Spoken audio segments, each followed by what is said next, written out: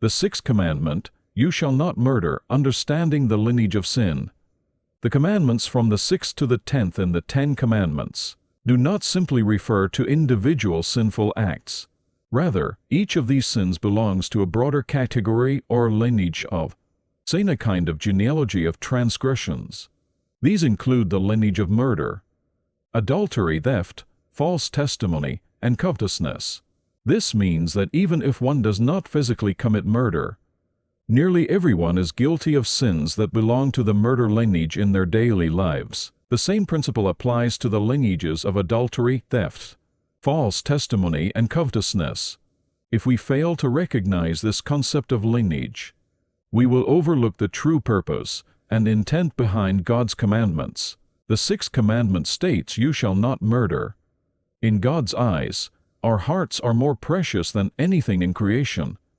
However, when our hearts fail to ascend with Christ and remain entangled in worldly matters, every thought and action that arises from this condition leads to sin.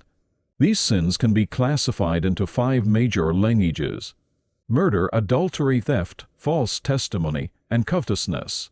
A heart that remains tied to earthly concerns is one that worships other gods, accumulating stains and traces of impurity. In such a state, every word and action becomes sinful. The 10 Commandments outline these 5 categories, not merely as separate acts, but as representative of entire lineages of sin.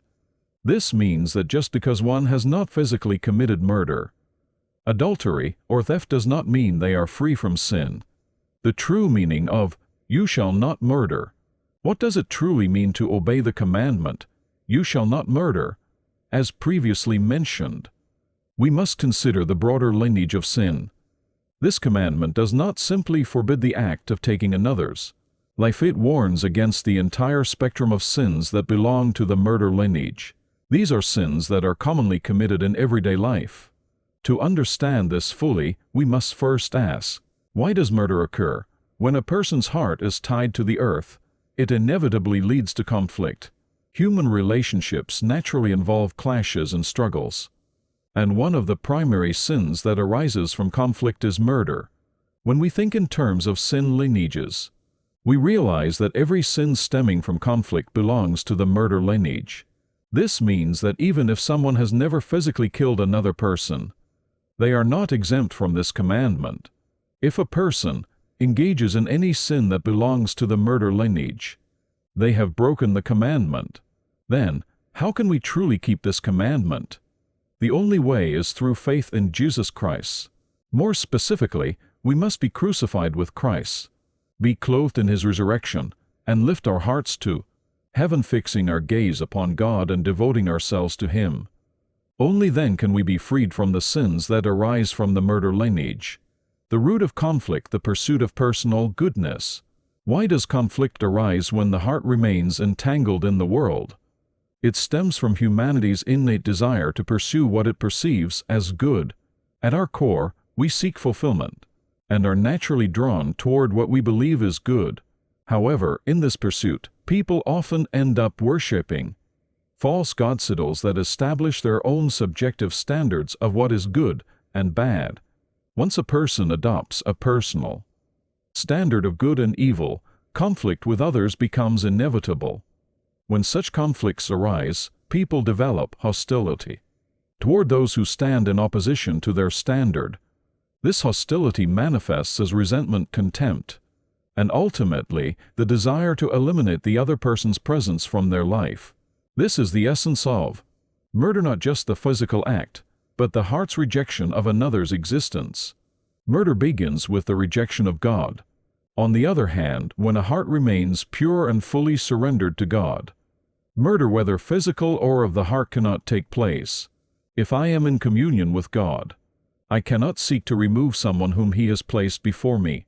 However, if my heart is not fixed on God, but is instead rooted in earthly concerns, I become my own standard of judgment. In such a state, I will desire to remove those who do not align with my values. This is the fundamental nature of murder. A key aspect of the murder lineage is that it begins with the killing of God in one's heart. How can a person kill God? while God Himself cannot be harmed in our thoughts and consciousness. We can choose to deny His presence. If I am truly encountering God with a pure heart, I cannot attempt to remove someone whom He has placed in my life. However, in order to justify eliminating another person, whether physically, emotionally, or relationally, must first reject God in my heart.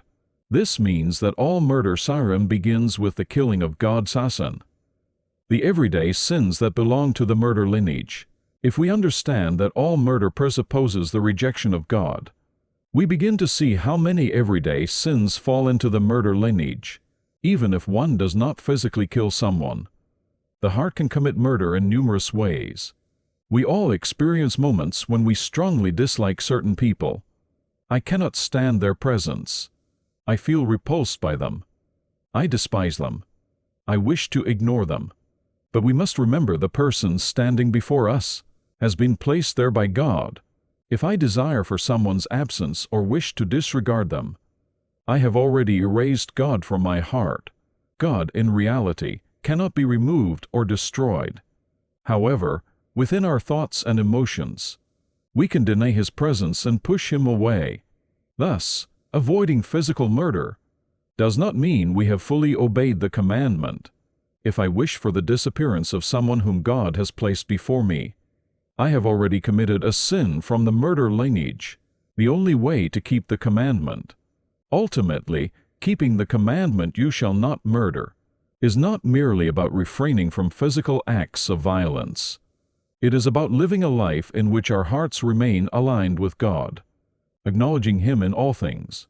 When our hearts are lifted to heaven and fixed on God, we can no longer harbor hatred toward others. Instead, we recognize that every person is placed in our lives by God's sovereign will. Only when we unite with Christ and live in His love can we truly keep the commandment, "You shall not murder."